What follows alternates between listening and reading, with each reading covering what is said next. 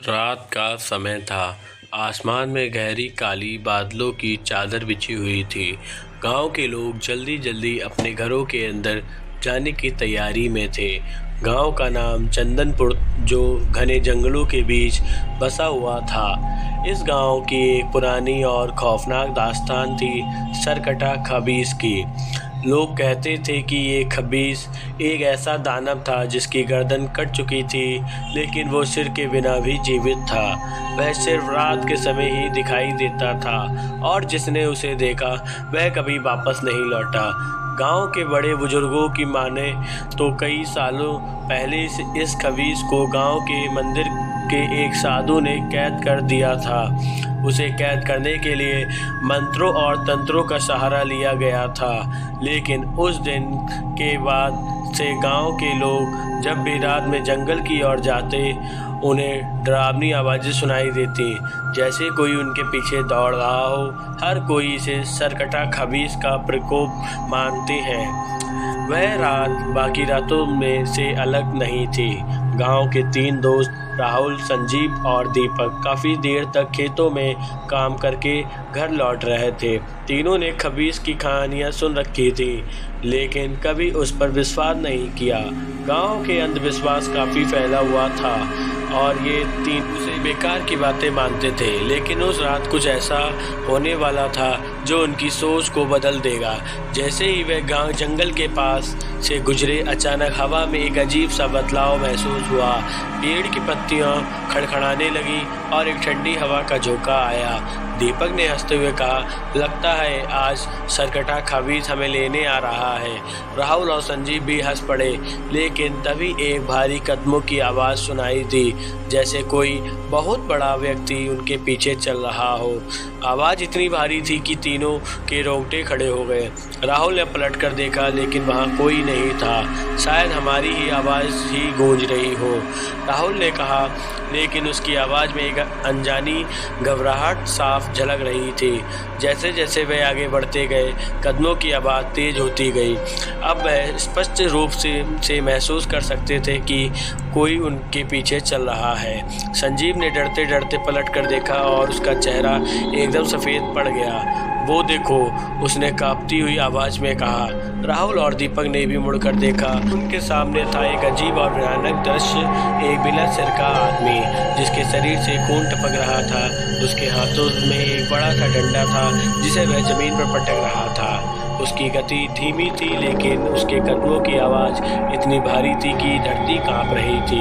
तीनों दोस्तों का शरीर जैसे सुन्न हो गया था। वह भागना चाहते थे, लेकिन उनके पैर जैसे ज़मीन में जमे हुए थे।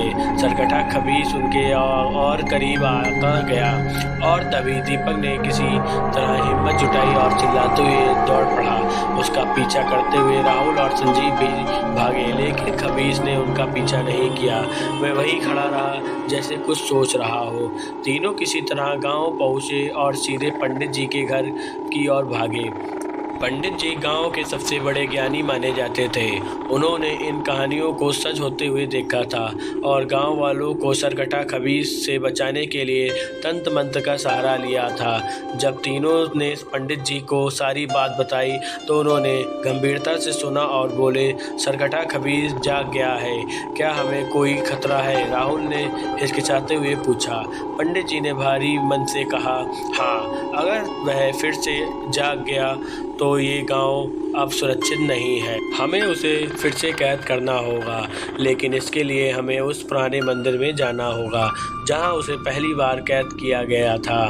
अगले दिन पंडित जी, राहुल, संजीव और दीपक ने जंगल के उस मंदिर और प्रस्थान किया। गांव के लोग घबराए हुए थे, लेकिन किसी ने उनका साथ देने की हिम्मत नहीं की।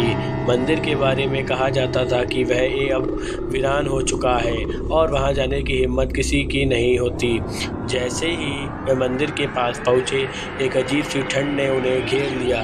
मंदिर के चारों ओर जंगली पेड़ उग आए थे और उसमें प्रवेश करने का रास्ता जैसे छिप गया था, लेकिन पंडित जी ने मंत्र पढ़ते हुए उन पेड़ों के बीच से रास्ता बना लिया। मंदिर के अंदर का दृश्य और भी खौफनाक था। चारों ओर पुरानी मूर्तियां टूटी फूटी अवस्था में थीं और हवा में एक अजीब सी गंध फैली हुई थी। पंडित जी ने मंदिर के सबसे अंदर वाले कक्ष की ओर इशारा किया। यहाँ पर हमें खबीज को वापस कैद करना हो। जब वे उस कक्ष में पहुँचे तो पंडित जी ने अपने तंत्र मंत्र की तैयारी शुरू कर दी, लेकिन तभी एक अजीब सी आवाज़ आई। वह खबीज की भारी सांसों की आवाज़ थी। खबीज उनके सामने प्रकट हो चुका था।